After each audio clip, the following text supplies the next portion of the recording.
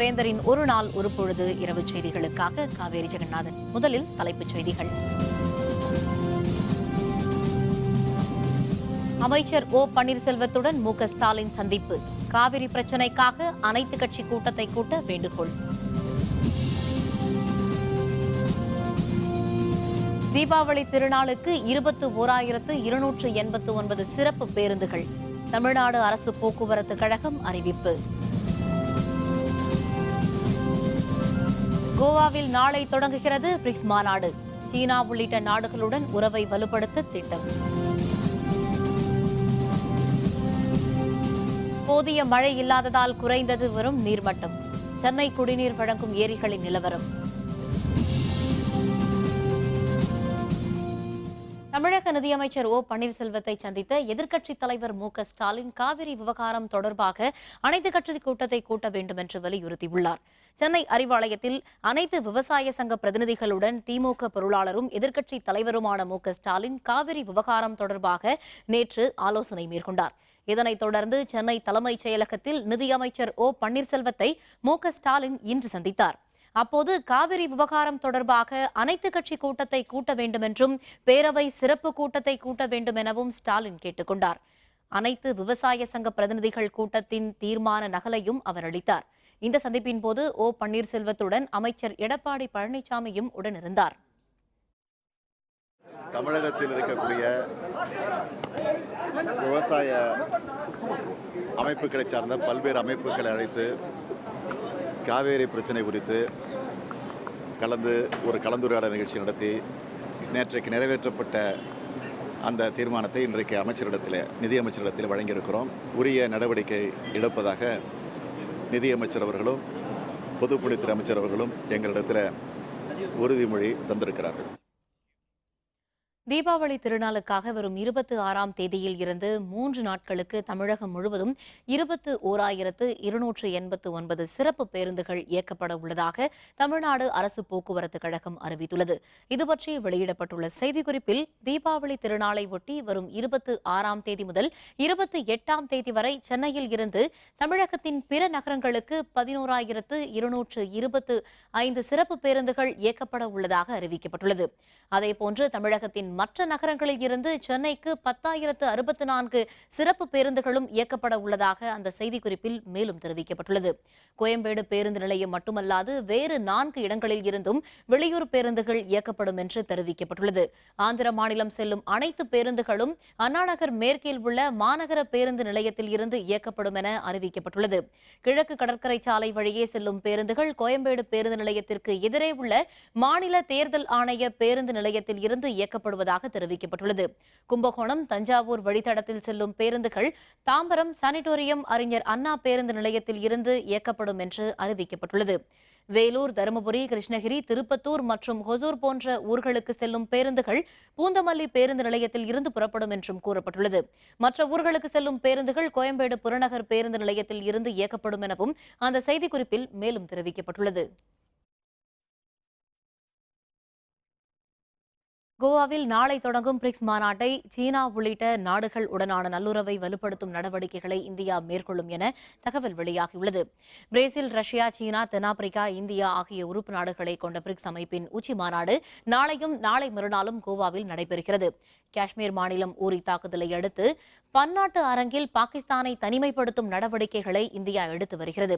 BRICS உச்சி மாநாட்டின் மூலம் இதனை மேலும் வலுப்படுத்தும் நடவடிக்கையை இந்தியா மேற்கொள்ளும் என்று எதிர்பார்க்கப்படுகிறது. இது தவிர பல ஆயிரம் கோடி ரூபாய்க்கு ரஷ்யாவிடம் ஏவுகணை வாங்குவதற்கான ஒப்பந்தத்தில் இந்தியா கையெழுத்திட்டுள்ளது. மேலும் கூடன்குளத்தில் 3 மற்றும் 4வது அணு உலை திட்டமும் தொடங்கப்படுகிறது. இது தவிர சீனா உள்ளிட்ட நாடுகளுடன் நல்லுறவை வலுப்படுத்தவும் பிரிக்ஸ் உச்சி மாநாட்டை இந்தியா பயன்படுத்திக் கொள்ளும் என்று எதிர்பார்க்கப்படுகிறது. பிரிக்ஸ் உச்சி மாநாட்டில் இந்தியா உள்பட 5 நாடுகளின் தலைவர்களும் பங்கேற்பதால் பாதுகாப்பு ஏற்பாடுகள் அதிகரிக்கப்பட்டுள்ளன. மத்திய பிரதேச மாநிலம் போபாலில் போர் வீரர்கள் நினைவிடத்தை பிரதமர் மோடி திறந்து வைத்துள்ளார். தலைநகர் போபாலில் அமைக்கப்பட்டுள்ள போர் வீரர்கள் நினைவிடத்தை பிரதமர் மோடி திறந்து வைத்து உரையாற்றினார். அப்போது பேசிய அவர், காஷ்மீர் மாநில வெள்ளத்தின் போது ராணுவ வீரர்கள் சிறப்பாக பணியாற்றியதை நினைவு கூர்ந்தார். இந்திய ராணுவம் உலகிற்கே எடுத்துக்காட்டாக விளங்குவதாகவும் அவர் குறிப்பிட்டார். ஏமனில் இந்தியர்களுடன் ஒரு சில பாகிஸ்தானியர்களையும் ராணுவம் பத்திரமாக மீட்டதாக தெரிவித்தார். ராணுவம் மற்றும் எல்லை பாதுகாப்பு படை வீரர்களின் தியாகத்தால் நாட்டு மக்கள் நிம்மதியாக உறங்குவதாகவும் மோடி குறிப்பிட்டார்.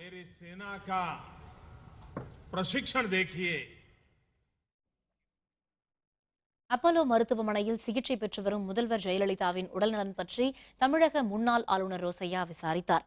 முதல்வர் ஜெயலலிதா உடல்நலக்குறைவு காரணமாக கடந்த மாதம் 22ஆம் தேதி முதல் சென்னை அப்போலோ மருத்துவமனையில் சிகிச்சை பெற்று வருகிறார். ஜெயலலிதாவின் உடல்நிலையில் நல்ல முன்னேற்றம் ஏற்பட்டு வருவதாக மருத்துவமனை தெரிவித்துள்ளது. முதல்வர் ஜெயலலிதாவின் உடல்நலன் பற்றி விசாரிப்பதற்காக பல்வேறு அரசியல் தலைவர்களும் அப்போலோ மருத்துவமனைக்கு வருகின்றனர். தமிழக முன்னாள் ஆளுநர் ரோசையா இன்று அப்போலோ மருத்துவமனைக்கு வந்தார். முதல்வர் ஜெயலலிதாவின் உடல்நலன் பற்றி மருத்துவமனை நிர்வாகிகளிடம் அவர் கேட்டறிந்தார். பின்னர் செய்தியாளர்களுடன் பேசிய ரோசையா, முதல்வர் ஜெயலலிதா முழு நலன் பெற இறைவனை பிரார்த்திப்பதாக தெரிவித்தார். I hope the treatment will be completed in a few days and she will come out of all ailments. Thousands and thousands of people are praying for her long life. Kaveri விவகாரம் தொடர்பாக அனைத்துக் கட்சி கூட்டம் தேவையில்லை என அதிமுக முன்னாள் அமைச்சர் பண்ருட்டி ராமச்சந்திரன் தெரிவித்துள்ளார். உடல்நலக்குறைவு காரணமாக சென்னை அப்போலோ மருத்துவமனையில் முதல்வர் ஜெயலலிதா சிகிச்சை பெற்று வருகிறார். பல்வேறு கட்சித் தலைவர்கள் மற்றும் தொண்டர்கள் முதல்வர் ஜெயலலிதாவின் உடல்நலம் குறித்து நாள்தோறும் விசாரித்து வருகின்றனர். அப்போலோ மருத்துவமனை வாசலில் இன்று செய்தியாளர்களுடன் பேசிய அதிமுக செய்தி தொடர்பாளரும் முன்னாள் அமைச்சருமான பண்ருட்டி ராமச்சந்திரன், முதல்வர் உடல்நலமாக இருப்பதாகவும் விரைவில் வீடு திரும்புவார் என்றும் தெரிவித்தார். காவிரி பிரச்சனை என்பது அது உச்ச நீதிமன்றத்தின் முன் இருக்கிறது. அரசியல் ரீதியான நடவடிக்கைகள் இப்பொழுது அதிவேகப்படுத்த வேண்டிய அவசியம் இல்லை என்றே எனக்கு தோன்றுகிறது. ஆகவே இந்த சூழ்நிலையிலே சர்வகட்சி கூட்டத்தை நடத்த வேண்டும் என்றோ அல்லது சட்டமன்றத்தை கூட்டி தீர்மானத்தை போட வேண்டும் என்கின்ற அவசியமோ நிச்சயமாக இல்லை என்றே எனக்கு தோன்றுகிறது. சென்னை கிண்டியில் செல்லம்மாள் கல்லூரி அருகே அதே கல்லூரியில் படித்த கல்லூரி மாணவிகள் 3 பேர் சாலையை கடக்க முயன்றபோது வேகமாக வந்த தண்ணீர் லாரி மோதியதில் மூவரும் அந்த இடத்திலேயே பலியானார்கள். இதனையடுத்து அந்த இடத்தில் பேருந்துகள் நின்று செல்லும் வகையில் ஏற்பாடுகள் மேற்கொள்ளப்பட்டுள்ளன. இதனை முன்கூட்டியே செய்திருந்தால் 3 மாணவிகளின் மரணத்தை தடுத்திருக்கலாம் என அந்த பகுதி மக்கள் தெரிவித்தனர். இதுபற்றிய விரிவான விவரங்களை தருகிறார் நமது செய்தியாளர் விக்னேஷ். சென்னை கிண்டியில் தண்ணீர் லாரி மோதியதில் சாலையில் நடந்து சென்று கொண்டிருந்த 3 கல்லூரி மாணவிகள் உயிரிழந்தனர். அவர்களுடைய உடல் உடற்கூறு ஆய்வுக்கு பின்னர் இன்று அவர்களுடைய பெற்றோர்களிடம் ஒப்படைக்கப்பட்டிருக்கிறது. நாம் இருக்கக்கூடிய இந்த சாலையானது பரபரப்பாக இயங்கக்கூடிய ஒரு கிண்டி சாலை. இந்த சாலையை பொறுத்தவரை அதிக அளவில் வாகனங்கள் செல்லக்கூடிய ஒரு சாலை. இந்த சாலையில் அவ்வப்பொழுது சிறு சிறு விபத்துகள் நடந்த வண்ணம் இருக்கிறது. ஆனால் நேற்று நடந்த விபத்து என்பது ஒரு மிகப்பெரிய விபத்தாகவே பார்க்கப்படுகிறது. இங்கு அருகில் இருக்கக்கூடிய செல்லம்மாள் மகளிர் கல்லூரியில் சுமார் 2500 மாணவிகள் படிக்கின்றனர். அவர்கள் இந்த கல்லூரிக்கு வர வேண்டும் என்றால் ஒன்று சின்னமலையில் இறங்கி இந்த கல்லூரிக்கு வர வேண்டும், அல்லது கிண்டியில் இறங்கி இங்கு வர வேண்டும். நீங்கள் பார்க்கக்கூடிய இந்த பேருந்து நிறுத்தத்தில் அதிக அளவில் பேருந்துகள் நின்று செல்வதில்லை. எனவே இதன் காரணமாக மாணவிகள் அங்கிருந்து தான் இறங்கி வர வேண்டிய சூழல் இருக்கிறது. நீங்கள் பார்க்கக்கூடிய இந்த தடுப்புகள் கூட நேற்று இந்த விபத்து நடந்த பிறகுதான் இந்த தடுப்புகள் ஏற்படுத்தப்பட்டிருக்கிறது. பேருந்துகளும் இன்றுதான் இந்த பேருந்து நிறுத்தத்தில் நின்று செல்லக்கூடிய அந்த காட்சியையும் நம்மால் பார்க்க முடிகிறது. அதிக அளவில் நடுத்தர மற்றும் ஏழை குடும்பத்தைச் சேர்ந்த மாணவிகள் தான் இந்த கல்லூரியில் படிக்கின்றனர். பல கனவுகளுடனும் அவர்களுடைய குடும்பத்தை முன்னேற்ற பாதைக்கு எடுத்துச் செல்ல வேண்டும் என்ற ஆசையுடன் தான் அவர்கள் கல்லூரிக்கு வருகின்றனர்.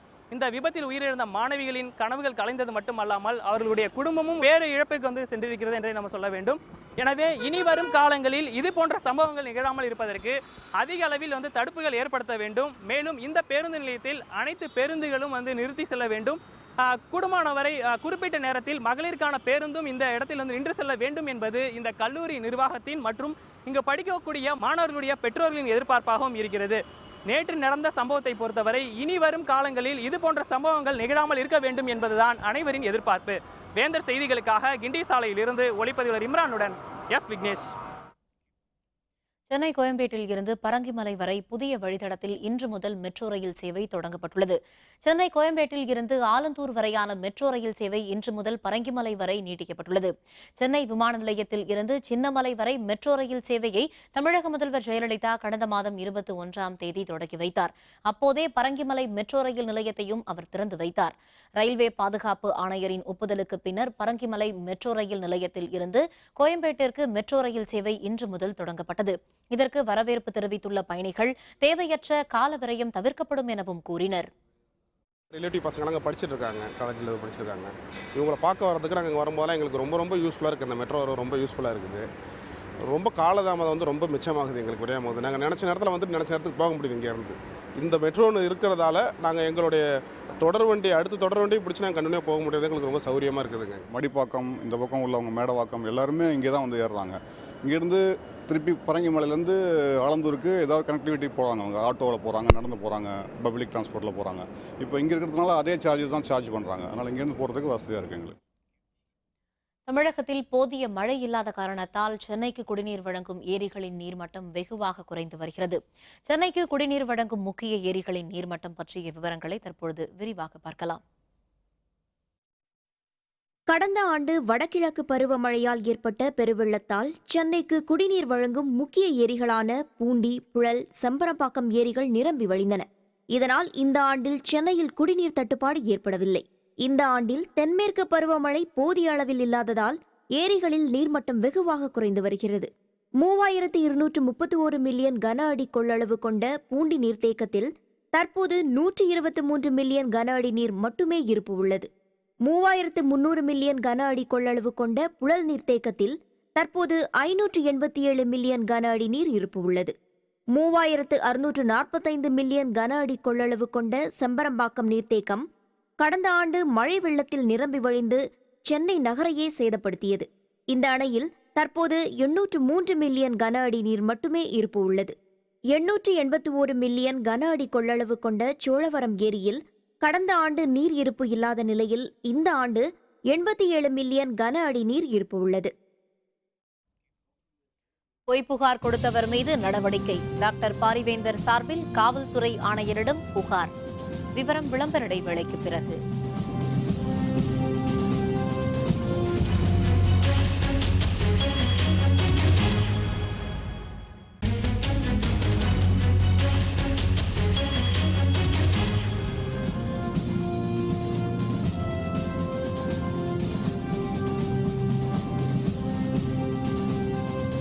செய்திகள் தொடர்கின்றன.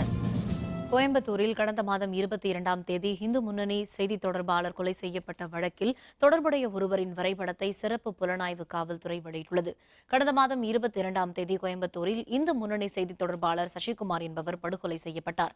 அந்த வழக்கில் குற்றப்பிரிவு புலனாய்வுத்துறை காவலர்கள் விசாரணை நடத்தி வருகின்றனர். இந்த நிலையில் படுகொலையை நேரில் பார்த்த ஒருவரின் உதவியோடு வரையப்பட்ட படத்தை காவல்துறையினர் வெளியிட்டுள்ளனர். வரைபடத்தில் உள்ளவர் காவல்துறையை அணுகுமாறும் அவர் பற்றி தகவல் தெரிந்தவர்கள் தகவல் தெரிவிக்குமாறும் சிறப்பு புலனாய்வு பிரிவு காவல்துறையினர் அறிவிப்பு வெளியிட்டுள்ளனர்.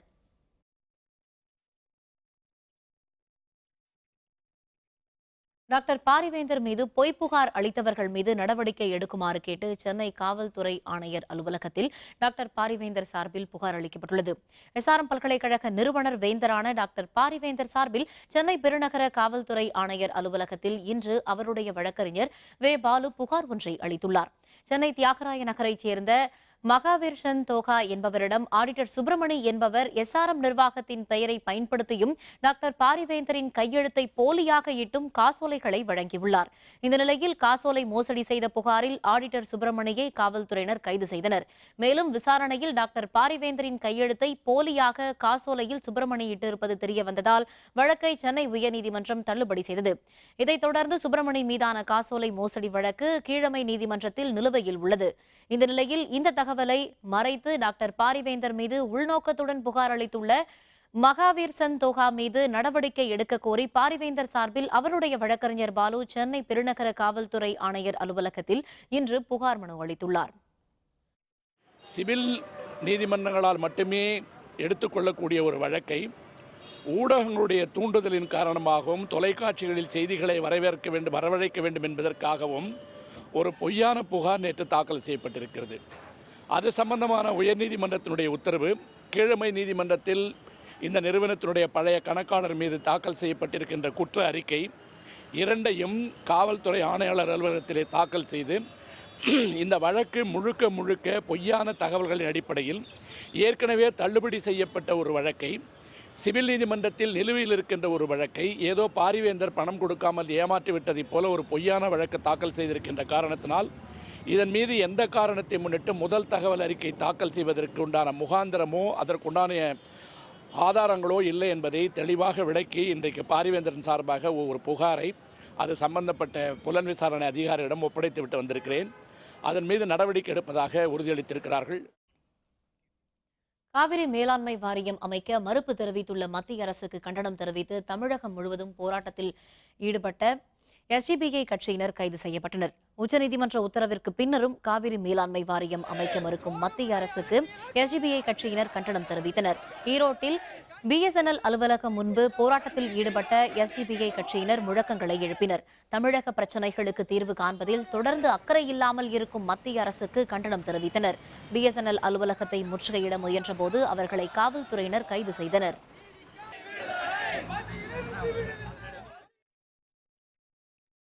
புதுச்சேரியை அடுத்த திருப்புவனையில் அனுமதி இல்லாமல் வைக்கப்பட்ட ஆஞ்சநேயர் சிலையை வருவாய்த்துறை அலுவலர்கள் அகற்ற முயன்றபோது மக்களுக்கும் காவல்துறையினருக்கும் இடையே தள்ளுமுள்ளு ஏற்பட்டது.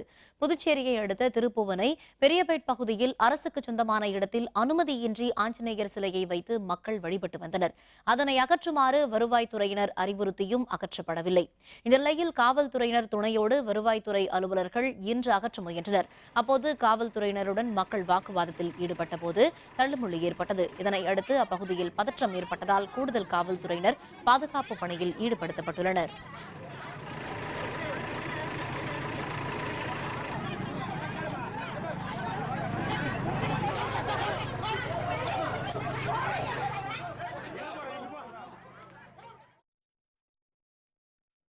தருமபுரி மாவட்டத்தை வறட்சி மாவட்டமாக அறிவிக்க வலியுறுத்தி மார்க்சிய கம்யூனிஸ்ட் கட்சி சார்பில் மாவட்டம் முழுவதும் நடைபெற்ற ஆர்ப்பாட்டத்தில் திரளானோர் பங்கேற்றனர்.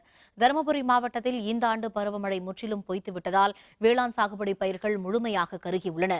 மாவட்டத்தின் முக்கிய பயிர்களான சாமை, சோளம், கேழ்வரகு, நிலக்கடலை உள்ளிட்ட பயிர்களும் சருகாகி போய் உள்ளன. மேலும் மாவட்டத்தில் உள்ள அனைத்து நீர்நிலைகளும் வறண்டு போனதுடன் நிலத்தடி நீர்மட்டமும் 1000 அடிக்கு கீழ் சென்றுவிட்டது.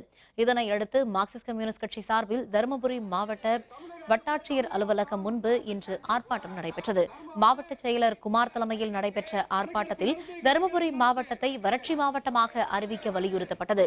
இதே கோரிக்கையை வலியுறுத்தி பாலக்கோடு, பென்னாகரம், ஆரூர் உள்ளிட்ட பகுதிகளிலும் ஆர்ப்பாட்டம் நடைபெற்றது. ஒவ்வொரு ஆண்டும் தருமபுரி மாவட்டம் மிகவும் பின்தங்கிய மாவட்டம் என்ற நிலையை தக்க வைத்துக் கொண்டிருக்கிற ஒரு ஏற்பாடு என்பது இருக்கிறது. குறிப்பாக கடந்த 4 ஆண்டு காலமாக தருமபுரியில் பருவமழை பொய்த்து போன காரணத்தினால் ஆண்டுக்கு 2 லட்சத்துக்கு மேற்பட்ட மக்கள் இடம்பெயரக்கூடிய அவல நிலைமை ஏற்படுகிறது. மத்திய மாநில அரசாங்கங்கள் ஒரு சிறப்பு நிதி ஒதுக்கீட்டின் மூலமாக வறட்சி நிவாரணப் பணிகளை மேற்கொள்ளப்பட வேண்டும். திருநெல்வேலி மாவட்டம் கத்தமல்லி மற்றும் பழவூர் பகுதிகளில் சூறைக்காற்றுடன் பெய்த கனமழையால் 30,000 வாழைகள் சாய்ந்து சேதமானதில் விவசாயிகள் கவலையடைந்துள்ளனர். திருநெல்வேலி மாவட்டத்தில் கடந்த சில மாதங்களாக கோடை காலத்தை விட அதிக அளவிலான வெயில் வாட்டி வதைத்தது. நீர்நிலைகள் வறண்டு கடும் வறட்சி நிலவி வந்த நிலையில் நேற்று திடீரென மாவட்டம் முழுவதும் பரவலாக மழை பெய்தது. சில இடங்களில் இடியுடன் கூடிய கனமழை பெய்த நிலையில் சுத்தமல்லி, பழவூர், கொண்டநகரம் உள்ளிட்ட பகுதிகளில் சூறைக்காற்றுடன் கனமழை பெய்தது. அப்பகுதிகளில் 2 மாதத்தில் அறுவடைக்கு தயாராக இருந்த 30,000 வாழைகள் சூறைக்காற்றில் சாய்ந்து சேதமாயின. பல லட்சம் ரூபாய் அளவிற்கு நஷ்டம் ஏற்பட்டுள்ள நிலையில் விவசாயத்திற்காக வாங்கிய கடன் தொகையை அடைக்க வழியில்லாமல் இருப்பதாக விவசாயிகள் வேதனை தெரிவித்தனர். திண்டுக்கல் மாவட்டம் சாணார்பட்டியைச் சேர்ந்த அதிமுக பிரமுகர் வீட்டில் 50 சவரன் தங்க நகைகளை அடையாளம் தெரியாத சிலர் திருடிச் சென்றுள்ளனர். சாணார்பட்டி அருகே உள்ள மேட்டுக்கடை பகுதியைச் சேர்ந்த அதிமுக பிரமுகர் செல்வராஜ் மாமனார் ரெங்கசாமியுடன் வசித்து வந்தார். நேற்று தோட்டத்திற்கு சென்றுவிட்டு இன்று காலை ரெங்கசாமி வீடு திரும்பிய போது முன்பக்க கதவு உடைக்கப்பட்டிருப்பதைக் கண்டு அதிர்ச்சி அடைந்தார். பின்னர் வீட்டினுள் சென்று பார்த்தபோது பீரோவில் இருந்த 50 சவரன் தங்க நகைகள் திருடியது தெரியவந்தது. தகவலின் பேரில் சாணார்பட்டி காவல்துறையினர் வழக்கு பதிவு செய்து விசாரணை மேற்கொண்டனர். இதனிடையே விழுப்புரத்தில் அதிமுக பிரமுகர் பன்னீர்செல்வத்தின் மனைவி சுமதி நகராட்சியில் 30வது வார்டு கவுன்சிலராக உள்ளார். பிற்பகலில் வீட்டில் தனியாக இருந்த இவரை அடையாளம் தெரியாத ஒருவர் கத்தியால் குத்திவிட்டு 42 சவரன் நகையை திருடிச் சென்றுள்ளார். படுகாயமடைந்த சுமதி முண்டியம்பாக்கம் அரசு மருத்துவக் கல்லூரி மருத்துவமனையில் சிகிச்சைக்காக அனுமதிக்கப்பட்டுள்ளார். நடைபெறவிருந்த உள்ளாட்சி தேர்தலில் இவர் வேட்பாளராக அறிவிக்கப்பட்டிருந்தார். இந்த சம்பவம் குறித்து காவல்துறையினர் விசாரணை மேற்கொண்டுள்ளனர். திருச்சி ஸ்ரீரங்கத்தில் நடைபெற்ற ராமானுஜரின் 1000வது ஆண்டு அவதார விழாவில் தமிழகம், ஆந்திரம் மற்றும் கர்நாடக மாநிலங்களைச் சேர்ந்த 20 ஜீயர்களும் 100 மடாதிபதிகளும் கலந்து கொண்டுள்ளனர். ராமானுஜரின் 1000வது ஆண்டு அவதார விழா இன்று தொடங்கி வரும் 16ஆம் தேதி வரை 3 நாட்கள் ஸ்ரீரங்கத்தில் கொண்டாடப்படுகிறது. விழாவிற்காக பல்வேறு மடங்களில் இருந்து வந்திருந்த ஜீயர்கள், மடாதிபதிகள் உள்ளிட்ட பக்தர்கள் தாயார் சன்னதியில் இருந்து வேத பாராயணங்களை பாடியவாறு விழா மேடையை வந்தடைந்தனர். விழாவில் சிறப்பு விருந்தினராக தமிழக ஆளுநர் பொறுப்பு வகிக்கும் வித்யாசாகர் ராவ் கலந்து கொண்டு உரையாற்றினார். வரும் 2020 இளைஞர்கள் அதிகம் உள்ள நாடாக இந்தியா விளங்கும் என்று அப்போது அவர் தெரிவித்தார்.